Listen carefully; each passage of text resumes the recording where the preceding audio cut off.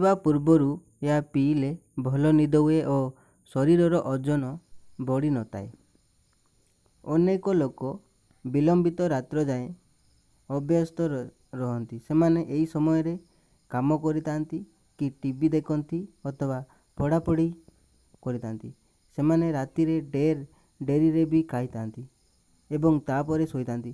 ଭୋଜନ କରିବା ପରେ ସଙ୍ଗେ ସଙ୍ଗେ ଶୋଇଲେ ଓଜନ ବଢ଼ିଯାଇଥାଏ ବୋଲି ସାଧାରଣରେ ବିଶ୍ୱାସ ରହିଛି। କିନ୍ତୁ ଏମିତି କିଛି ପାନୀୟ ଅଛି ଯାହାକୁ ଶୋଇବା ପୂର୍ବରୁ ପିଇଲେ ଓଜନ ବୃଦ୍ଧି ପାଇବ ନାହିଁ। ପ୍ରଥମଟି ହେଲା କ୍ଷୀର ପିଇବା। ଶୋଇବା ପୂର୍ବରୁ 1 ଗ୍ଲାସ୍ କ୍ଷୀର ପିଇଲେ ଖୁବ୍ ଭଲ ନିଦ ଆସେ। ତା ଛଡ଼ା ଶରୀରରେ ଯେତେ ତାପ ଥିଲେ ମଧ୍ୟ ତାହା କମିବା ସହିତ ଶରୀରର ଓଜନ ମଧ୍ୟ କମିଯାଏ। ଠିକ୍ ସେହିପରି ଲୋ କ୍ୟାଲୋରି ସୋୟା ମିଲ୍କ ସେବନ କରିଲେ ମଧ୍ୟ ଓଜନ ହ୍ରାସ ପାଇଥାଏ। ଏଥିରେ ଆଦୌ କ୍ୟାଲୋରି ନଥାଏ।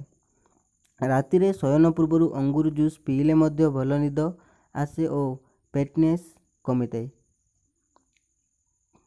କେମୋମାଇଲ୍ ଟି ସେବନ କରି ମଧ୍ୟ ଓଜନ କମିଥାଏ। ଖାଲି ସେତିକି ନୁହେଁ, ଏହା ଶରୀରର ଯନ୍ତ୍ରଣା ଦୂର କରିବା ସହିତ ମସ୍ତିଷ୍କକୁ ଶାନ୍ତ ରଖେ।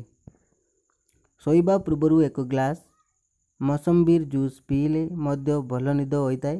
ଏହା ଶରୀରର ଓଜନ କମ୍ କରିବାରେ ସହାୟକ ହୋଇଥାଏ। ଏଥିରେ ଭିଟାମିନ୍ ସି ଓ ପୋଟାସିୟମ୍ ପ୍ରଚୁର ମାତ୍ରାରେ ଥିବା ହେତୁ ଏହା ତ୍ୱଚା ପାଇଁ ମଧ୍ୟ ଲାଭପ୍ରଦ ବୋଲି କୁହାଯାଏ।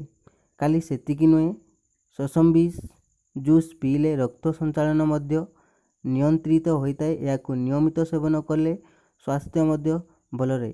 ଏମିତି ସ୍ୱାସ୍ଥ୍ୟ ସମ୍ବନ୍ଧରେ ଅପଡ଼େଟ୍ ପାଇବା ପାଇଁ ଆମ ଚ୍ୟାନେଲକୁ ସବସ୍କ୍ରାଇବ୍ କରି ରଖନ୍ତୁ ଏବଂ ପାଖରେ ଥିବା ବେଲ୍ ଆଇକନ୍କୁ ପ୍ରେସ୍ କରିଦିଅନ୍ତୁ। ଧନ୍ୟବାଦ।